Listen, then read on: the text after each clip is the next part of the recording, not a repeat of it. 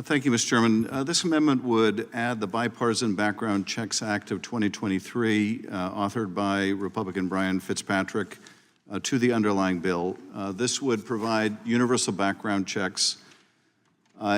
We live in a state, live in a country where you can go into a gun store, you can be a felon, you can have a serious mental health issue that should disqualify you from obtaining a weapon, you can have a domestic violence restraining order against you, and you can seek to purchase a gun and you can be refused. But you can leave that gun store, you can go outside, you can buy that same weapon off the back of someone's truck. Or you can buy it online. Or you can buy it at a gun fair. It makes no sense to have a situation in this country where you can be refused because you failed a background check when you go to a store, but you can leave the store and buy the same weapon in the parking lot. That makes no sense to anyone, except perhaps the NRA. We don't have to live with the constant scourge of gun violence. We don't have to live every day just a phone call away from getting terrible news that someone in your family has been killed. Like so many families, my wife and I got a call from one of our kids about a shooting not far from campus. He was fine. Thank God he was fine, sheltering in place, but so many others have gotten much worse calls.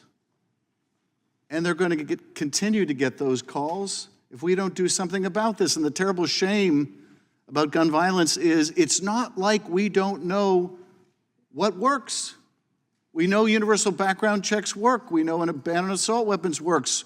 We know a ban on extended ammunition clips would work. We just have lacked the political will and courage to get it done. My constituents want universal background checks. This amendment would provide universal background checks. Your constituents, my friends across the aisle, they want the same thing. Americans overwhelmingly want truly universal background checks. Now, I realize the NRA doesn't want it, and so this puts all of us in the position of, are we going to vote for our constituents or are we going to vote for the NRA? Well, I'm voting for my constituents. I'm voting for people in my home state of California who are sick of the constant scourge of gun violence, who are fed up with a Congress unwilling or unable to do anything about it. It makes no sense to have a system where you walk into a store and you're refused a gun because you're a felon and you can go outside and you can buy the same gun off the back of someone's truck. That makes no sense. This amendment gives us a chance to change that. Gives us a chance to do something about this terrible, all-too-American problem of mass gun violence and everyday gun violence. Can we please do something? Protect the lives of our family and our neighbors, protect the lives of people in their churches and their synagogues. Can we please just do something basic, something simple, something universal, something that makes sense? I urge support of the amendment, and I yield back. I thank the gentleman for yielding, and I do want to respond to my Republican colleagues' comments. First of all, when you say any time a Democrat offers a universal background check amendment just because they want to take away people's guns, this is actually language written by a Republican from Pennsylvania. But even if it weren't written by a Republican, what about the rights of a middle school kid or an elementary school kid to go to school and not be gunned down with an assault weapon? What about their rights? What about the rights of worshipers in their place of faith not to be gunned down because someone could evade a background check by buying it at a gun show or buying it off the back of someone's truck? What about their right to life, to liberty, to the pursuit of happiness? Does that get no weight at all? And all we are asking is that people go through a background check before they acquire a record. Is that too much to ask for that child's life in grade school?